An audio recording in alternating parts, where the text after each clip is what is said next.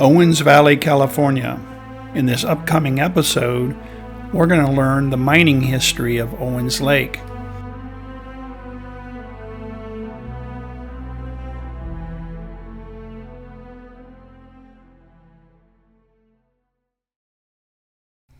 Good morning.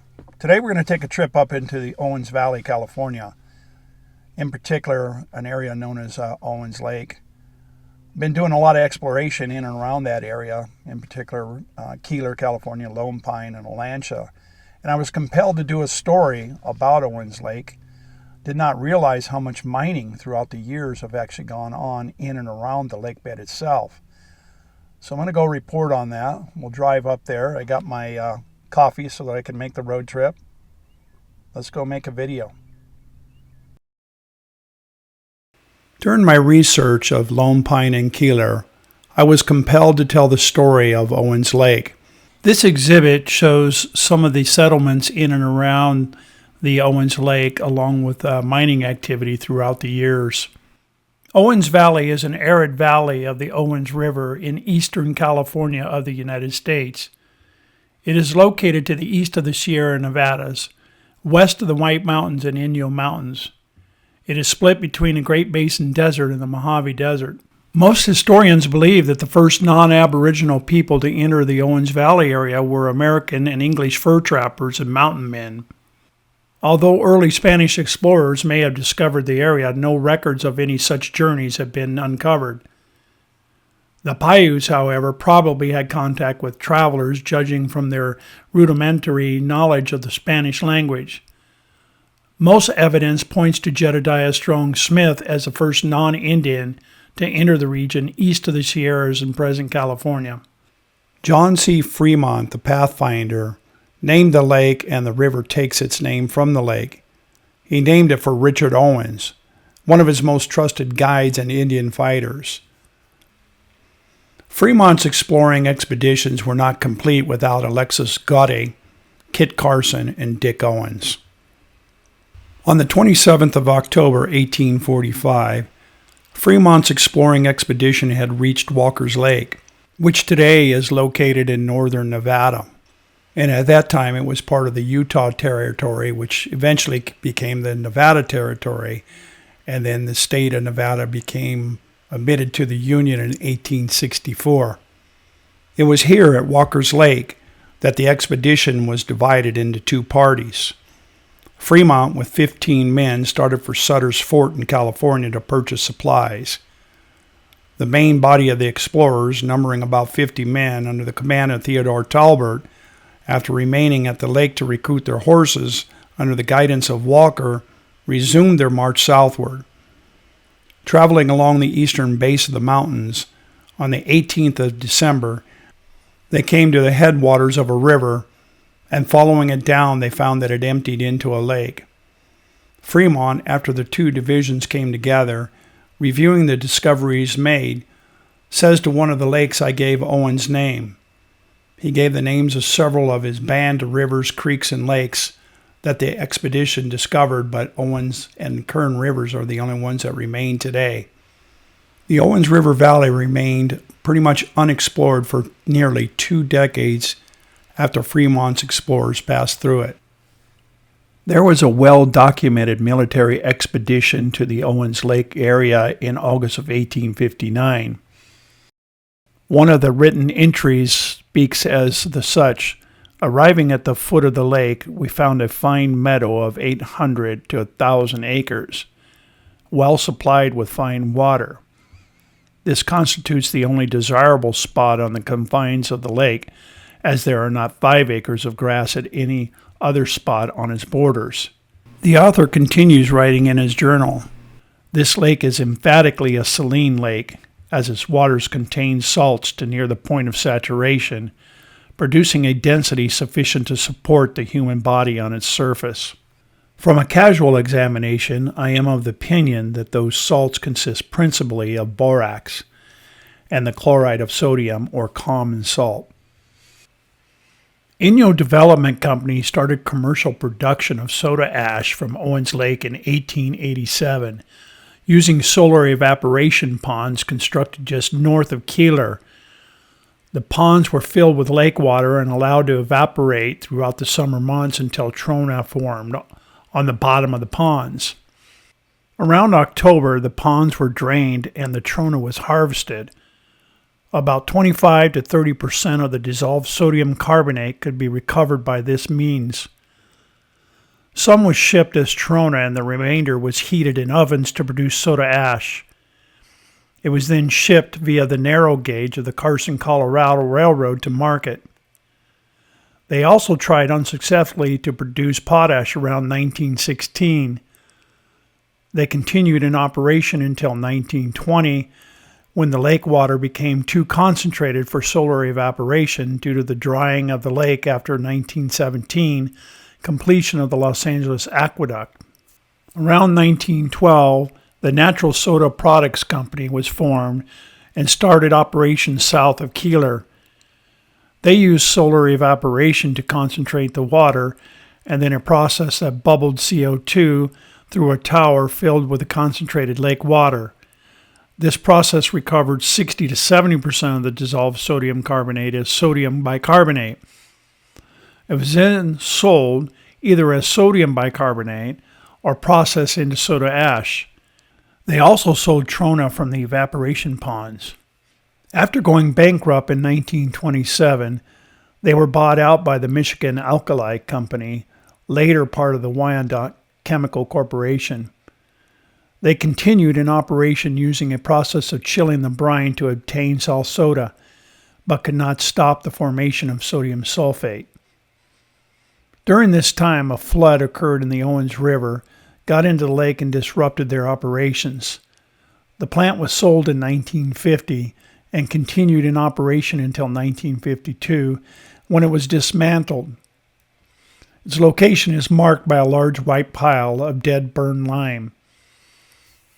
The California Alkali Company commenced operations just north of Cartago in 1917, using a process similar to that used by the Natural Soda Products Company. In 1924, the California Alkali Company was acquired by the Inyo Chemical Company, who continued to use the bicarbonate process in spite of its inefficiency. The plant was closed in 1932 and never reopened. They also recovered a small amount of borax. All that remains today is a few foundations and a large waste pile just north of Cartago.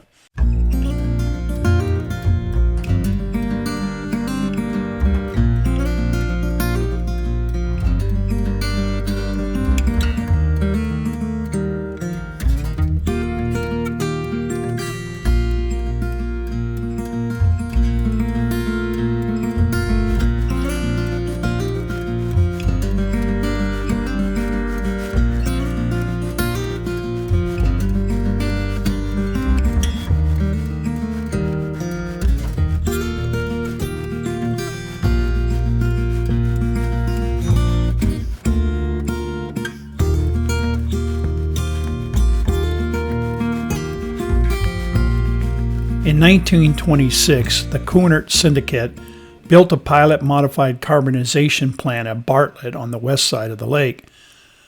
By 1928, the process was worked out and the Pacific Alkali Company was formed to operate the plant. This plant recovered trona and also some borax. This plant was later purchased by the Columbia Southern Chemical Corporation, a subsidiary of the Pittsburgh Plate Glass Company, who modernized the plant and operated it through the 1960s. Several companies tried to produce caustic soda in a plant near Bartlett, but were unsuccessful. The last production was in 1928.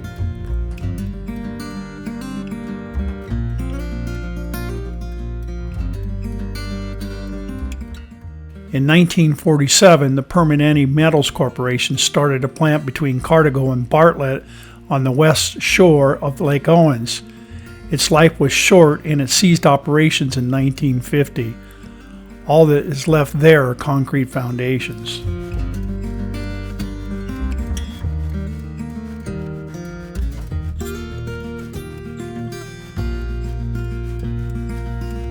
Farley's Olancha Mill Site.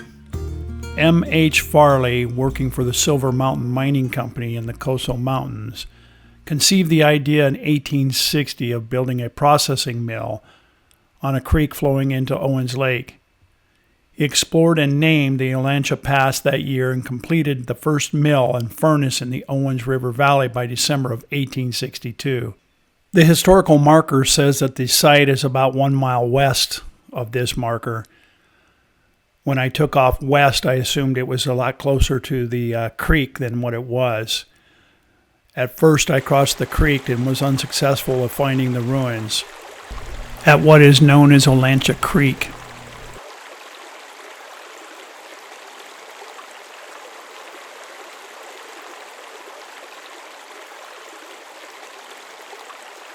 As I was exploring the area a little closer, the only thing I could find was these stone markers of where the mill site once stood.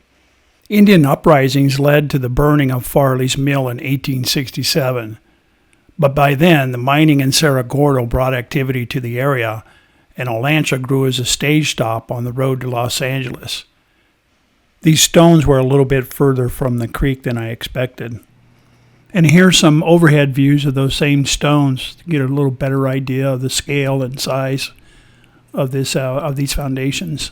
This may have been the reservoir used for the mill, for Farley's mill back in the 1860s. It's right adjacent to the Olancha Creek. In 1910, Olancha was reached by the Southern Pacific's Lone Pine or Jawbone branch, and a siding was established. This segment of railroad was formerly the northern end of the Lone Pine branch, or the Jawbone branch, which was approximately 90 miles long and extended north from Mojave through the Jawbone region in Owens Valley to Oweno, a few miles north of Lone Pine. The branch line itself was built around 1912 and was used to help build the Los Angeles Aqueduct. It was built as a standard gauge, and there was a transfer station to the Southern Pacific narrow gauge at Oweno. This is an older photo of the siding of Olancha before the railroads were taken up. I believe I read that this was built in 1910. These next several photos are showing what's left at the Olancha siding today.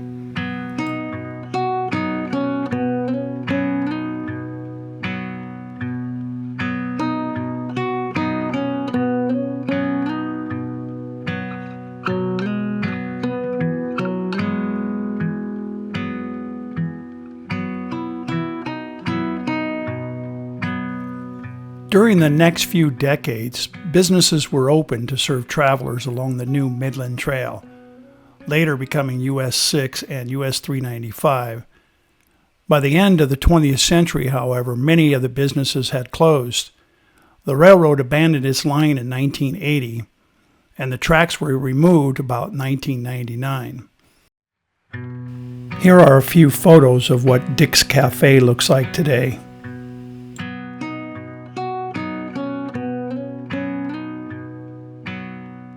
These photos are showing the Air Flight Cafe.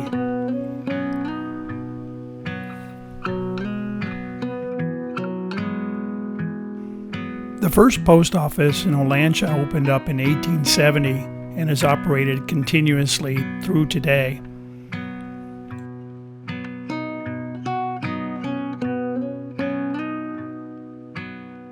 This building used to be a service garage, and showing the kids at the schoolhouse of Olancha.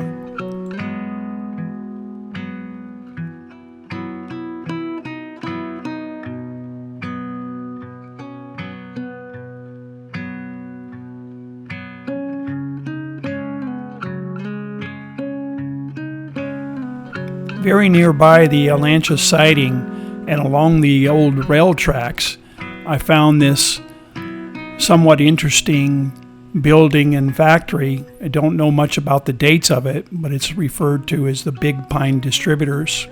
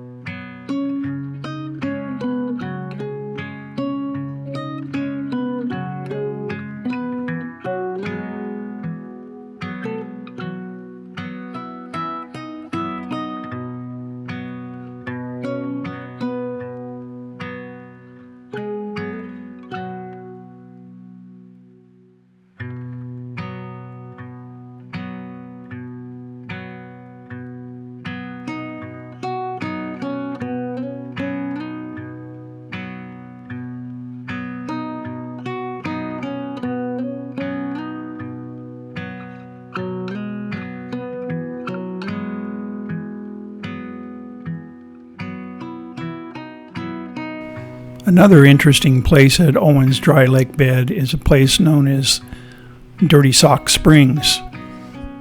Why it was named that depends on which old-timer is telling the story. Some say that the early prospectors stopping at the seep for their semi-annual bath, laundry, and cure washed their clothes in the spring and draped them over the brush to dry. The socks forgotten in the pool disintegrated. Others say, and this is more likely, that the volcanic sulfur odor surrounding the pool inspired the name. The spring came to be in 1917.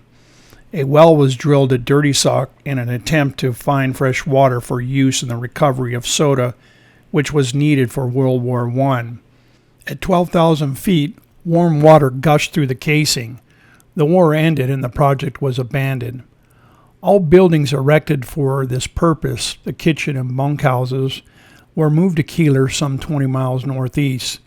The well was left to bubble up naturally. In 1927, a cement swimming pool and some other structures were constructed in the hope that Dirty Sock would be part of a health spa.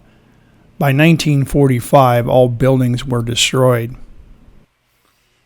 Until 1913, when the Los Angeles Aqueduct was opened, Owens Lake was about 30 to 50 feet at its deepest point. It had a water source, the Owens River, and several local streams, but no outlet other than evaporation. After opening of the aqueduct, the inflows were all diverted and the lake began to dry up. This diversion of water caused Owens Lake to be completely dry by 1926. And since that time, Owens Lake Bed produces enormous amounts of windblown dust, and it exceeds federal air pollution standards for particulate matter. Over the last 3 decades, the Department of Water and Power has spent more than $2.5 billion on projects that have reduced dust emissions by nearly 100%. For instance, the Department of Water and Power is using native vegetation, shallow flooding, and highly effective water-efficient measures, including tillage and gravel, to mitigate dust emissions on the lake. Up to 80,000 acre-feet of water per year has been used for mitigating dust emissions on Owens Lake's playa. In addition, water-based dust control measures provide habitat for wildlife, enabling an important stopover location for migratory waterfowl and shorebirds.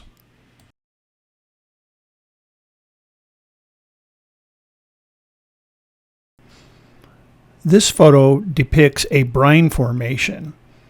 This happens when brine water at Owens evaporate. A salt crust forms and covers the remaining few inches of water like ice on a pond. Because these floating salt crusts prevent further evaporation of the water, the LA Department of Water and Power is experimenting with using brine as a less water-intensive dust mitigation strategy. Naturally occurring halobacteria attracted to the high concentration of minerals in the brine stain the water vividly red and orange. The Department of Water and Power has created trailheads and public access routes throughout the Owens Lake. The 3 are referred to as Boulder Creek, the Plaza, and Dirty Socks. Well, this concludes my presentation of Owens Lake. Hey, thanks for watching my video about Owens Lake. You've heard me say so many times before, especially when I was a young person, a young kid with my dad, we would go to the High Sierras, many places along the eastern Sierras, and go fishing. So therefore we would travel along the Highway 395 corridor in Owens Valley. We'd pass by the dry lake bed of Owens Lake. Didn't think much of it. At that time it was like in the 1970s and 1980s, and the lake was completely dry, and if there was any wind blowing you could see nothing but dust. That was long before there was any dust mitigation out there. Anyhow, I didn't realize how much mining was going on in and around that lake until I started doing some research. And it was very, very active at times. in the early 1900s with mining, primarily with borax and other things like trona, and many periods of mining. So I wanted to share that with you, the story with you. I was able to go back and do some research and look at it from a different perspective than I had when I was a little kid. Appreciate you guys watching the video, and hope you guys enjoyed it. What I get out of it is going back and revisiting those areas when I was a child and making those memories, and then also hopefully bringing you guys some history and knowledge about the lake and what's in and around it. I really appreciate you watching. Thanks again. We'll see you sometime in the future. Thanks.